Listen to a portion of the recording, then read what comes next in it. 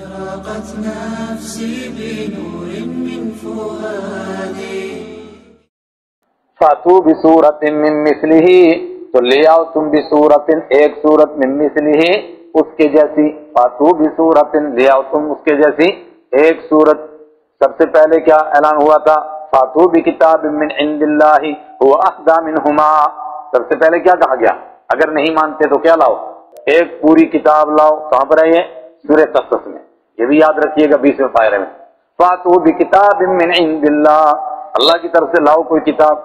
اگر تم اس کو سچا نہیں مانتے، انہوں نے کہا کتاب تو ہمارے بس کی بات نہیں، تو پھر سورہ ہود میں فرمایا فاتو بعشر سور مثلہ، لاؤ اس کے جیسی 10 صورتیں، 10 بھی نہیں لا سکے، فإن لم يستجیبوا، اگر نہ جواب دے سکیں، فعلم، تو آپ مان لیجئے کہ اللہ کے سوا کوئی دوسرا ہے ہی نہیں، اور اللہ کا کلام یہی ہے، لہذا اس کا کوئی مقابلہ نہیں کر سکتا۔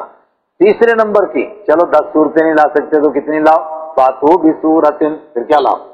ایک ہی صورت لاؤ، من مثلہ، اس کے جیسی۔ اور میں نے کہا تھا کہ آخری بات تھی فلیأتوا بحدیث مثلہ، اس کے جیسی بنا کر لاؤ، کیا ایک بات ہی لاؤ، ایک ٹکڑا ہی لاؤ، ایک آیت ہی لاؤ۔ میں نے یہی مضمون کہیں بیان کیا تھا تو ہمارے معتبر ساتھی نے توجہ دلائی، فرمایا کہ نہ، کیونکہ حدیث کا لفظ دوسری جگہ پورے قرآن کے لیے بھی آیا ہے، فَبِأَيِّ حَدِيثٍ بَعْدَهُ يُؤْمِنُونَ، اب کون سی کتاب بچی ہے جس پر ایمان لائیں گے؟ تو وہاں حدیث سے مراد کون ہے؟ پورا قرآن۔ اس لیے یہاں بھی ہم ایک آیت کی بات نہیں کہیں گے، اس لیے کہ کسی مرفوع روایت میں بھی نہیں ایسی تشریح، تو اگر کہہ دی اور کسی نے کہہ دیا، ایک ٹوٹکا مار دیا، وہ کہتے دیکھو جی ایک آیت تو بن گئی، انا اعطیناک الکوثر، ایک آیت ہے، کوئی کیا ایسی مار دے کہ نہ ادھر کا جوڑ نہ ادھر کا جوڑ، لیکن وہ بول تو سکتا ہے۔ تو اس لیے آخری بات ایک صورت ہی رہے گی، چونکہ ایک صورت کے اندر ایک مضمون پورا ہو جاتا ہے۔ لاؤ ایک صورت، وَادْعُوا شُهَدَاءَکُمْ، وہ کہنے لگے ہم سے بنتی نہیں، تو کہا کچھ اور بھی تو نہ، حاجت روا مشکل کشا، ان کو بھی بلاؤ۔ یہاں شہداء سے مراد کون ہے؟ اپنے گواہوں کو بلاؤ، مراد حاجت رواؤں کو بلاؤ، مشکل کشاؤں کو بلاؤ، جنات کو بھی بلاؤ، اور دوسرے جن کو مانتے ہیں ان کو بھی بلاؤ، من دون اللہ، اللہ کے سوا۔ اور بعض لوگوں نے یوں بھی کہا اپنے گواہوں کو بلاؤ، انہی کو بلاؤ، وہی فیصلہ کریں، اپنے لوگ بلاؤ کہ یار ہم نے ایک صورت بنائی ہے، اب تم بتاؤ فیصلہ کرو یہ صورت ٹھیک ہوئی نہیں ہوئی۔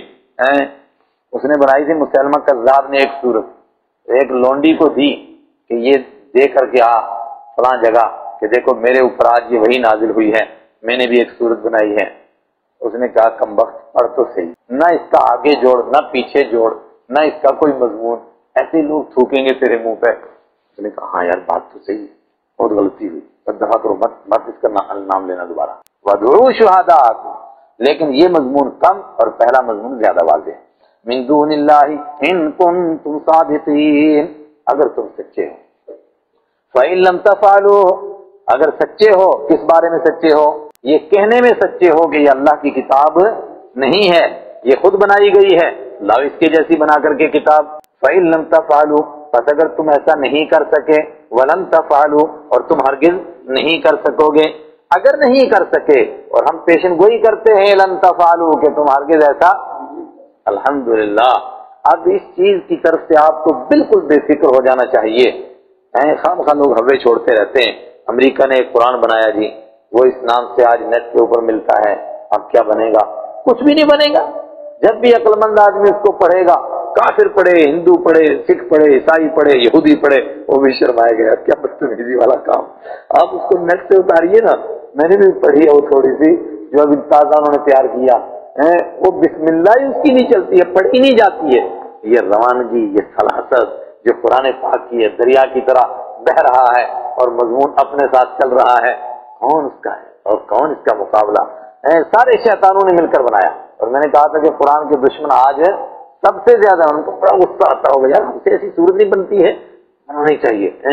کسی بزرگ نے کہا کہ جب یہ صورت نازل ہوئی تو ان کی تو پگڑیاں ہل گئی عربوں کی، ہمیں چیلنج کرتے ہیں مگر کچھ کر نہیں سکے، یہ بھی بڑے غصہ ہوتے ہیں۔ کالے بھی گورے بھی بڑی بڑی یونیورسٹیاں بنا رکھی ہیں صرف اسی کام کے لیے کہ مقابلہ کریں قرآن کا، مگر کر نہیں سکتے۔ خالی آپ اس کا وہ بسم اللہ ہی پڑھیں گے نا، بسم رب الجبرائیل و رب المیکائیل و رب الفلاں، وہ پڑھا ہی نہیں جاتا یار، کوئی انداز تو دیکھو قرآن کا۔ اور یہ سبحان اللہ.